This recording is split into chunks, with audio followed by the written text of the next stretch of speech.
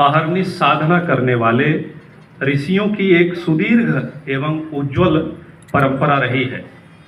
उसी परंपरा को आगे बढ़ाने वाले सज्जनों की आशा के केंद्र अपने परम पूज्य योगी आदित्यनाथ जी महाराज, माननीय मुख्यमंत्री उत्तर प्रदेश सरकार, हमारे बीच मुख्य अतिथि के रूप में उपस्थित हैं। मैं आपका हार्दिक स्वागत एवं अभिनंदन करता हूं। मन समर्पित, तन समर्पित और यह जीवन समर्पित, चाहता हूँ मातृभू तुझको अभी कुछ और बीतूं। इस भाव के साथ माँ भारती के चरणों में जीवन समर्पित कर देने वाले इस प्रांत के, गोरक्ष प्रांत के आदरणीय प्रांत प्रचारक श्रीमान रमेश जी भाई साहब हमारे बीच उपस्थित हैं। आपका स्वागत है। मैं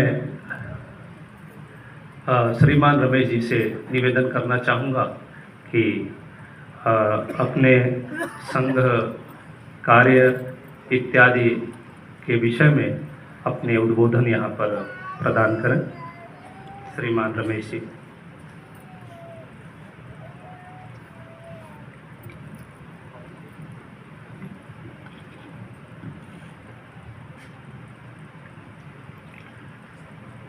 परम पवित्र भगवत ध्वज,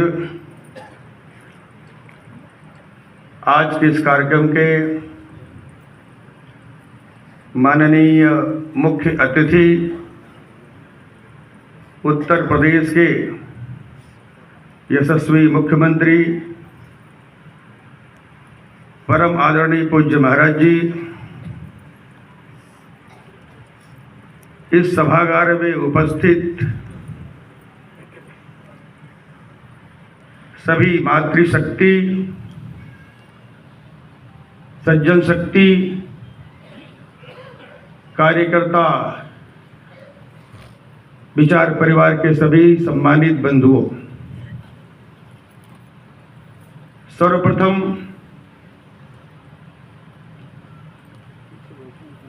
दीपावली की आप सभी बंधुओं को, माताओं को बहुत बहुत शुभकामनाएं व्यक्त करता हूं।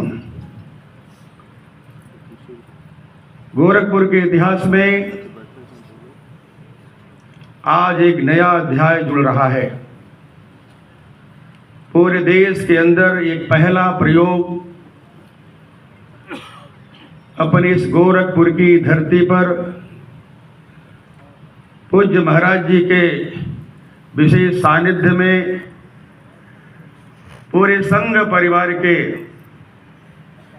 अलग अलग 28 संगठनों के कार्यकर्ताओं की गरिमामयी उपस्थिति,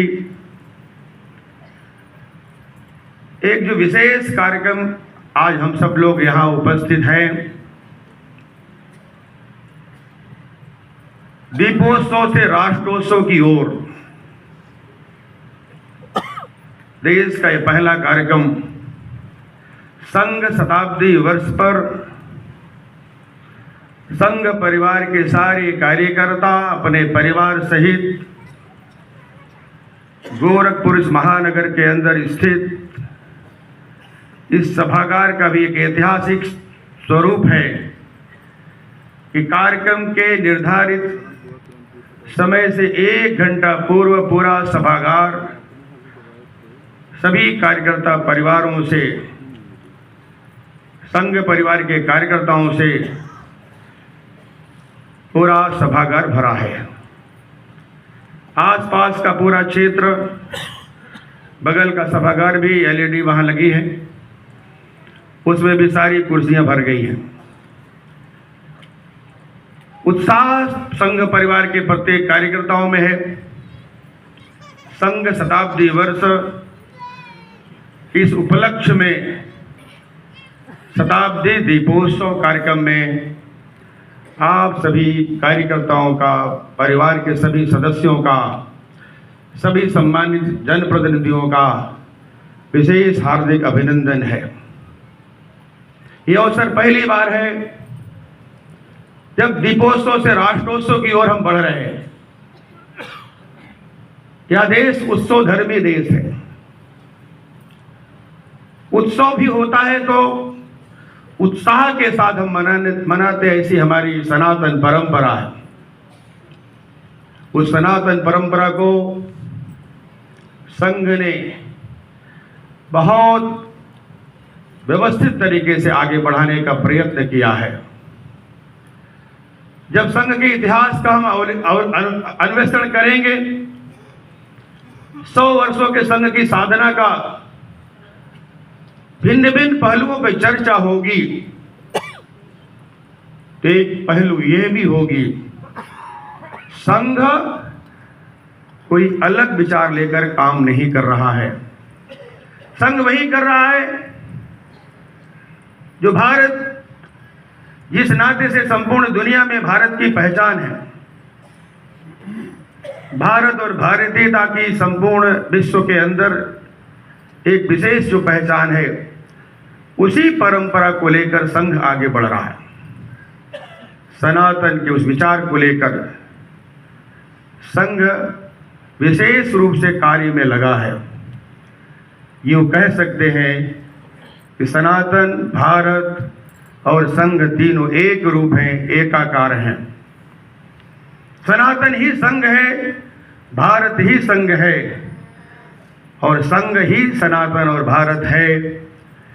इन सारे जीवन मूल्यों को लेकर चलने वाला देश का अद्भुत, अद्वितीय, राष्ट्र के स्वाभिमान की, सेवा समर्पण की 100 वर्ष की यात्रा पूरी करके 101 में प्रवेश करने वाला दुनिया का एक पहला संगठन है, जो स्वयंसेवकों के बल पर चलता है, समाज के सहयोग से चलता है।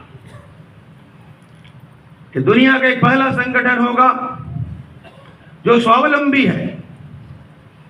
स्वयंसेवक अपने प्रयास और परिश्रम के बल पर इस संगठन को चलाते। जब संघ प्रारंभ हुआ, परम पूजनीय डॉक्टर जी ने एक सिद्धांत दिया था। उस समय सिद्धांत दिया था जब लाखों लोग देश के लिए मर मिटने के लिए प्रतिबद्ध थे। एक नया विचार दिया था, देश के लिए जीना सीखें। जब देश के लिए मरने वाले लोग, लाखों लोग खड़े थे, तो देश के लिए जीने वाले लोगों की श्रृंखला खड़ी करने का नाम ही राष्ट्रीय स्वयंसेवक संघ है। 17 लोगों को लेकर 27 सितंबर 1925 को जिस बीज का बीजारोपण पूजनीय डॉक्टर जी के द्वारा हुआ था, आज वह वट वृक्ष का रूप धारण कर लिया। इस वट वृक्ष की छाया में सनातन और भारत संपूर्ण दुनिया के अंदर, ब्रह्मांड के अंदर अपने उन विचारों को मजबूती से स्थापित करने की दिशा में मजबूती से आगे बढ़ रहा है। दूसरे सरसंघ चालक परम पूजनीय गुरु जी, जिन्होंने एक सिद्धांत दिया था, मैं नहीं तू ही, उन्होंने कहा था इदम राष्ट्राय स्वाहा इदम नामम। उन्होंने कहा आगे बढ़े, विजय हमारी है। इन विचारों को लेकर संघ समाज में व्याप्त हुआ। संघ सर्वस्पर्शी और सर्वव्यापी बना।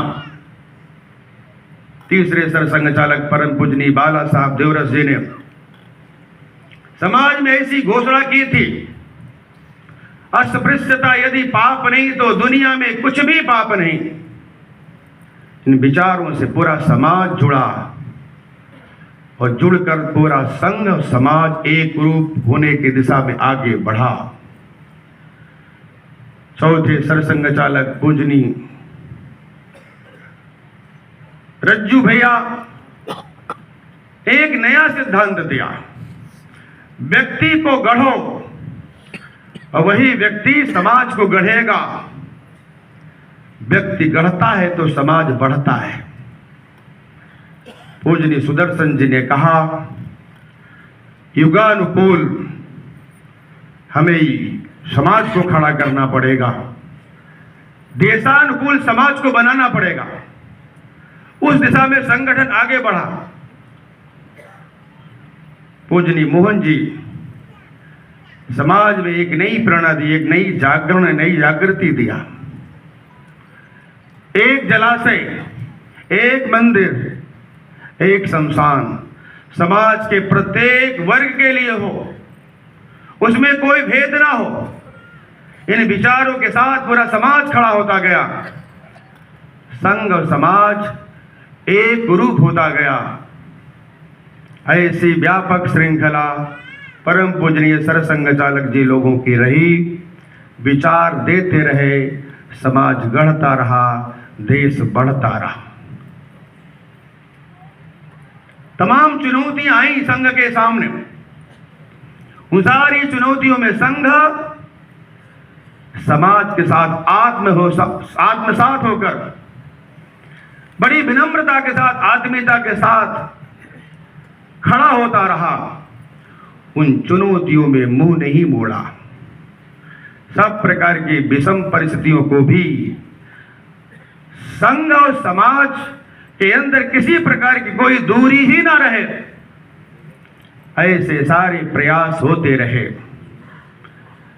जन्मजात देशभक्त पूजनीय डॉक्टर जी महान क्रांतिकारियों का गठन किया। महान क्रांतिकारी राजगुरु जिन्होंने स्वतंत्रता की बलिवेदी पर अपने को सर्वस्व न्यौछावर कर दिया, दैनिक शाखा के स्वयंसेवक थे। पूजनीय डॉक्टर जी एक नहीं 2 बार स्वतंत्रता आंदोलन के लिए जेल में गए। 1921, 1930 बहुत सारे ऐसे विरोधियों के द्वारा समाज में भ्रम पैदा करने का षड्यंत्र होता है। उन सारे षड्यंत्रों में संघ निष्कलंक होकर के बाहर निकला। विरोधों के सागर में चट्टान है हम। इन सारी परिस्थितियों में संघ समाज के साथ मजबूती के साथ खड़ा होता रहा। आज पूरा संघ और समाज आसेतु हिमाचल के रूप में हमारे सामने दिखाई देता है। राष्ट्रीय स्वयंसेवक संघ की परम पूज्य डॉक्टर जी की जन्म शताब्दी वर्ष में एक उद्घोष था 1989-90 में, नर सेवा नारायण सेवा। परम पूज्य गुरु जी की जन्म शताब्दी वर्ष 2006 में हिंदवा सोदरा सर्वे ना हिंदू पत्तो भवेद।